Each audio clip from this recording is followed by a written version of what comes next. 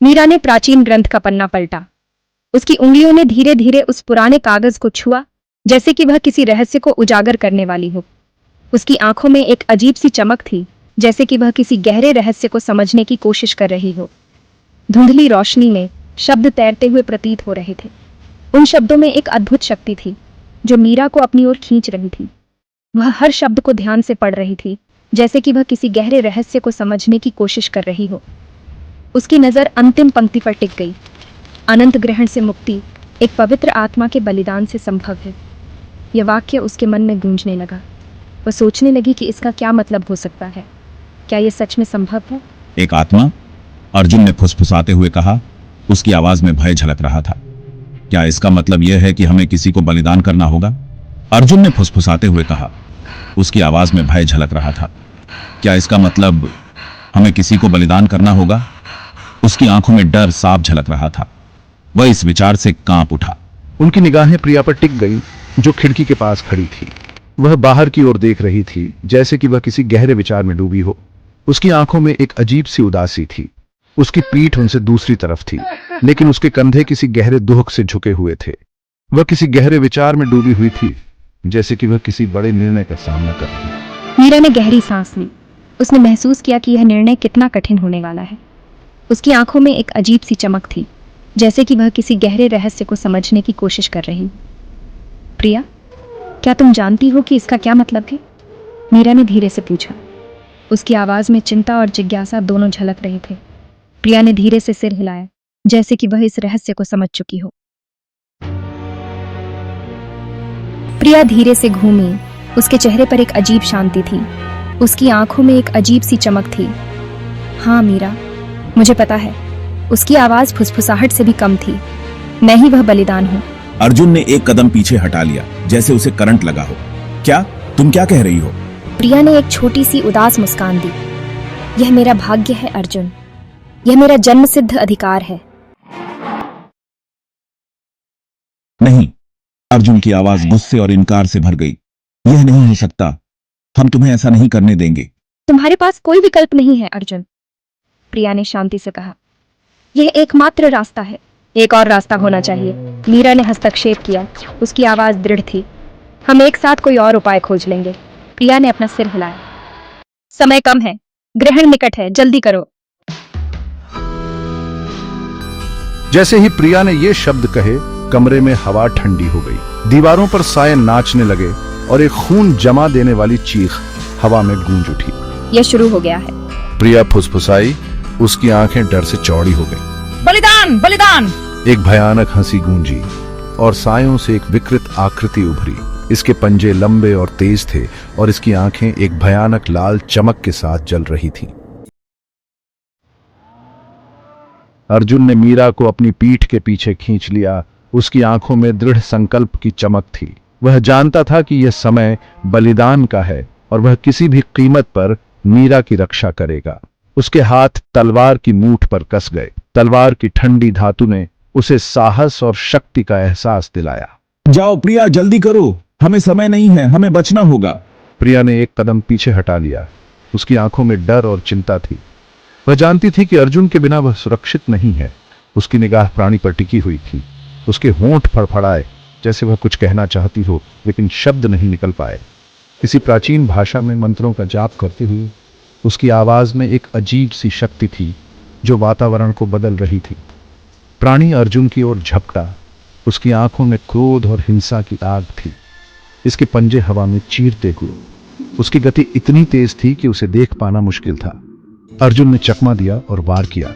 उसकी तलवार बिजली की तरह चमकी। उसकी तलवार प्राणी की भुजा पर एक गहरी खरोंच छोड़ गई। प्राणी दर्द से चिल्लाया, लेकिन अर्जुन ने हार नहीं मानी। वह जानता था कि यह लड़ाई जीवन और मृत्यु की है। प्राणी क्रोधित होकर पीछे हट गया। घाव से निकलने वाला काला धुआं। इसने फिर से हमला किया, इस बार प्रिया को निशाना बनाते हुए। नहीं! अर्जुन चिल्लाया और खुद को प्रिया और प्राणी के बीच फेंक दिया। प्राणी के पंजे अर्जुन के कंधे में गहरे धंस गए, जिससे वह दर्द से चीख उठा।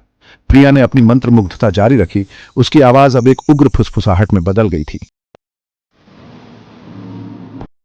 जैसे ही प्राणी अर्जुन पर एक और प्रहार करने के लिए तैयार हुआ, उसकी आंखों में एक भयानक चमक थी। उसकी हरकतें तेज और निर्दयी थीं, मानो वह किसी भी कीमत पर अर्जुन को खत्म करना चाहता हो। अर्जुन ने अपने चारों ओर देखा, लेकिन उसे कोई रास्ता नहीं दिखा। वह जानता था कि उसे कुछ करना होगा और जल्दी करना होगा। तभी एक अंधाधुंध प्रकाश कमरे में भर गया।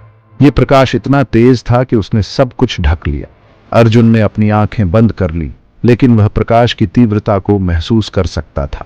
यह प्रकाश किसी दिव्य शक्ति का प्रतीक था, जो अंधकार को चीर कर रास्ता बना रहा था। प्राणी दर्द से पीछे हट गया, उसकी चीखें कमरे में गूंजने लगी। वह अपने चेहरे को ढकने की कोशिश कर रहा था, लेकिन वह प्रकाश उसे जलाने जैसा था।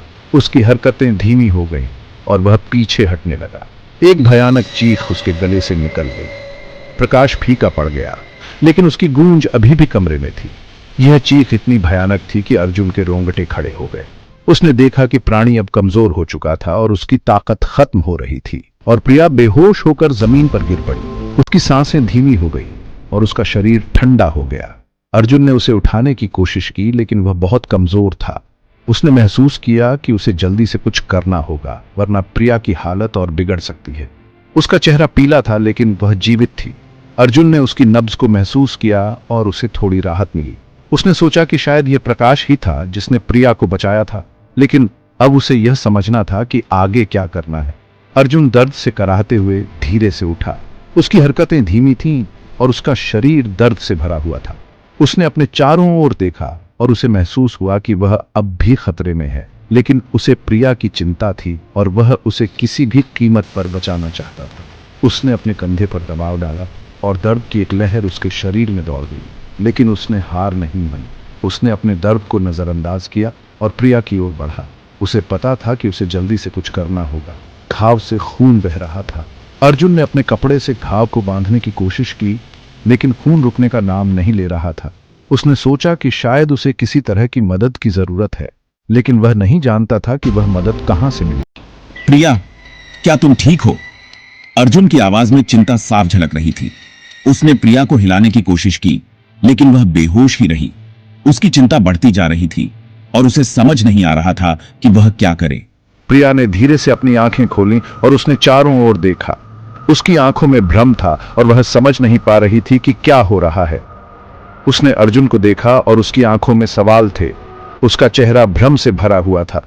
उसने अर्जुन से पूछा, यह सब क्या हो रहा है? उसकी आवाज में डर और चिंता थी। अर्जुन ने उसे शांत करने की कोशिश की, लेकिन वह खुद भी बहुत डरा हुआ था। अर्जुन, क्या हुआ? प्रिया की आवाज में चिंता और डर साफ झलक रहा था। उसने अर्जुन की ओर देखा और उसकी आंखों में सवाल थे। अर्जुन ने उसे समझाने की कोशिश की, लेकिन वह खुद भी बहुत डरा हुआ था। तुम बच गईं, हम बच गए।